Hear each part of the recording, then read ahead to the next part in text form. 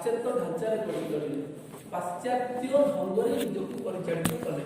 यही कथाटा रक्षणशील भारतीय मान पसंद आसी नथिला। पाश्चात्य ढांचार कौन ना ये जो जीन्स पिंधुचे आम जीन्स पैंट पिंधुचे सूट सार्ट पिंधुचे पेंट सार्ट पिंधुचे ये हूँ वेस्टर्न छाप। आगे भारतीय मानकर कौन थिला धोती पायजामा कुर्ता पायजामा ये थिला हम भारतीय मानकर ड्रेस।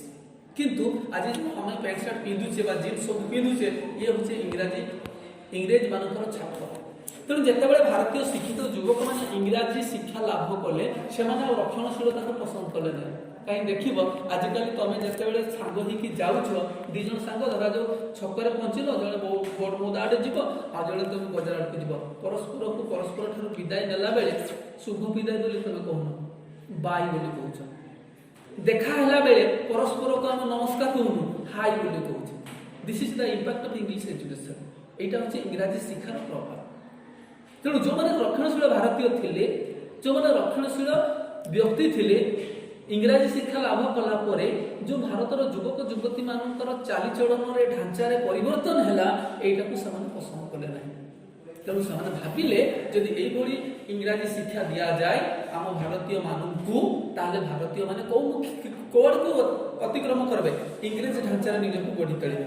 एक्चुअली आम इंग्राजी ढांचार 99% परिचालित कहा तार गोटे नग्न नमूना आम देवा नुआ एक्चुअली नववर्ष आम जनवरी 1 को पालन करुचे किंतु आम ओडिया नववर्ष से नुह आम ओडिया नववर्ष है बैशाख मासटा किंतु आम केते जन बैशाख मासर प्रथम दिन रे जाइकरी पूजा पार्वण करुचे ना ये जो भोजी भातर आयोजन करुचे किंतु जनवरी 1 आसीगला माने आम कहूचे नुआ वर्ष नववर्ष आसीगला एटा इंग्रेज सरकार कथा। तेणु जो मैंने भी रक्षणशील थिले भारत में जो इंग्राजी शिक्षा प्रचलन है असंतुष्ट हेले कहा इंग्लिश सरकार आगे विधवा विवाह माने लॉर्ड जिते डेल हाउस आसिले 1849 रे से गोटे आईन प्रचलन कले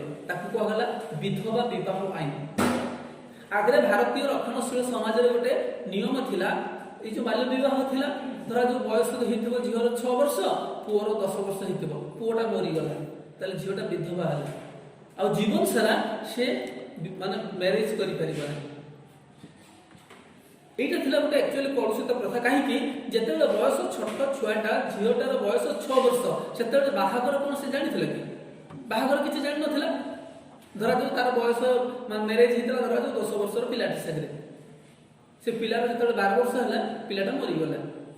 ताले से झील विधवा हम एवं आजीवन सेमिति ही जीवन यापन कर सामाजिक कटकणा भितर से रहा आउ सेकेंड मैरिज करि परिबो ना। बाल्य विवाह होछि माने कहिबोनी भगवानकर जेतेबेले इच्छा बा जहार आयुष जेतिकी भगवानकर माने जहा प्रति जेतिकी दिन ए संसार रो भोग करिवार शक्ति देइछंती सेतिकी दिन रो आ गोटे मिनिट भी से एठी रहि परबनी सेति चली जीवन ना किंतु जदि चली गला ता अंते जो बालिकाटा थिबो सी विधवा होकर जीवन सारा सेमिति जीवन यापन कर एवं सामाजिक कटकणा भितर लॉर्ड डेल हाउस जिते आसिक देखिले सेते भारत अनेक सेमिति विधवा थिले देखिले जे ए हूँ एक अमानसिक प्रथा कारण बाल्य विवाह अच्छी से पिलाटा विवाह कौन जानी नहीं एवं तार मृत्यु पर स्वामी से केवल दुख जंत्रणा भितर जीवन यापन करुच्ची एटा उच्छेद करने सी 1849 गोटे आईन प्रचलन कले कहला विधवा विवाह आईन एवं से आईन अनुसार नियम रहा जड़े विधवा चाहिए पुणी बह कर विधवा को पुणी बह कर दिगला ताहले एटा गोटे सामाजिक परंपरा उपरे हस्तक्षेप तेणु जो मैंने रक्षणशील थिले से माने कहिले एटा गोटे होची अमंगल कार्य एटा गोटे है पाप कर्म कारण विधवा केबे भी जीवन में विवाह करि परिबा कथा नुह ए गोटे को इंग्राजी सरकार आसिला को गोटे बिलाती सरकार आसिला जे आम सामाजिक परंपरा रे मध हस्तक्षेप कला तेणु ये विधवा जो आईन जो प्रचलन है यहाँ सामाजिक दृष्टिकोण असंतुष्ट कर भारतीय मानू इंग्लिश सरकार विरोध में छिड़ा हाँपाई बाध्य करते आ गए 1850 लॉर्ड डेल हाउस आईन प्रचलन करते कहुए जातीय अक्षमता आईन है जातीय अक्षमता आईन कौन ना से गोटे नियम थिला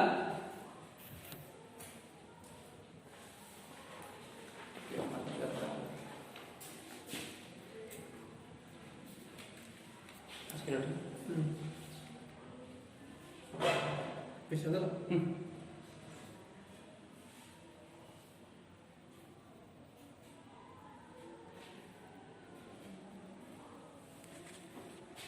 ताकि दुईटा दब ये ओरिजिनल के दब और कैंसिल कर दब केन ओकर होय कि असबो कर हला आगे गोटे नियम थिला जे जति कोनसी भारतीय ख्रीष्ट धर्म रे दीक्षित होउथला ताहले तार पैतृक संपत्ति ताको वंचित करा जाउथला। इंग्लिश सरकार चाहुथले केमिति ख्रिस्टियन इंग्लिश माने कुछ ख्रिस्टियन हला यीशु ख्रीष्टंकर धर्म को समान अवलंबन करते। इंग्लैंड रो मैक्सिमम लोक माने सब लोक जदि प्रवासी हेतिबे कि भारत में जाइकर अवस्थान करथुबो कि अन्य देश में जाइकर अवस्थान हेतिबो सेटा तो अलग कथा तांकर राष्ट्र धर्म हला ख्रीष्ट धर्म हला। तो सेते बेले इंग्लिश सरकार चाहुतले केमिति भारत रे ख्रीष्ट धर्म रो प्रसार करेबे सेति पई प्रचेष्टा चलाइथिले। सेही समय रे भारत रो समाज रे गोटे आईन थिला जणे जदि हिंदू अन्य को धर्म रे दीक्षित होबो ताहले से धर्मांतरीकरण हला कन्वर्टेड हे गला से ताहले तार पैतृक संपत्ति जेतिकी अछि सेथु से वंचित हे जिवो अर्थात ताकू बापर संपत्ति रु टंकाटिए भी मिलि नाही। एई भली व्यवस्था थिबारु जो माने भी अन्य धर्म को दीक्षित होबा पय चाहुथिले से माने दीक्षित हे पारुथिले कारण वन्स जदि से माने कन्वर्टेड हे गले बेदखल हे जिवे का संपत्ति रु तांको पैतृक संपत्ति रु। किंतु लॉर्ड डेलहाउसी देखिले जदि एई भली व्यवस्था रहुछि एई भली कटकणा रहुछि ताले भारत रे जो ख्रीष्ट धर्म प्रसार बा ख्रीष्ट धर्मर वृद्धि प्रचेषा करा जाउछि सेटा केबे भी संभवपर हे पारबो नाही। तेणु 1850 से कौन कले आईन प्रचलन कले ताकू कास्ट डिजाबिलिटी एक्ट बा जातीय अक्षमता आईन बोली कहा जाए एवं सेई आईन बल रे घोषणा कले जे जदि कोनोसी भारतीय ख्रीष्ट धर्म रे दीक्षित हुंती ताहले तांकू तांको पैतृक संपत्ति रु वंचित करा जाय पारिबो नाही। ता माने धर्म ग्रहण करबा पूर्वरु जेमिति से पैतृक संपत्ति पाइबार हकदार थिले ख्रीष्ट धर्म रे दीक्षित हेले भी से भली कौन करबे निजर पैतृक संपत्ति जति भाग पाइबा कथा सेति पाइबे। ताले ये धार्मिक व्यवस्था उपरे मध्य कौन करा गला हस्तक्षेप करा गला। तेणु एई भली भाबरे लॉर्ड विलियम बेटिंको को सतीदाह प्रथार उच्छेद लॉर्ड विलियम बेटिंको को द्वारा इंग्रजी शिक्षार प्रचलन लॉर्ड डेलहाउसी को द्वारा विधवा विवाह आईन प्रचलन लॉर्ड डेलहाउसी को द्वारा जातीय अक्षमता आईन प्रचलन एसब होगा द्वारा भारतर सामाजिक विधि व्यवस्था उपरे इंग्रेज मान हस्तक्षेप करथिले जोथि पई कि रक्षणशील भारतर लोक माने इंग्रेज मानक विरुद्ध छिड़ा हेते। ये थिला इंग्रेज मानकर सिपाही विद्रोहर सामाजिक सेठी बोला।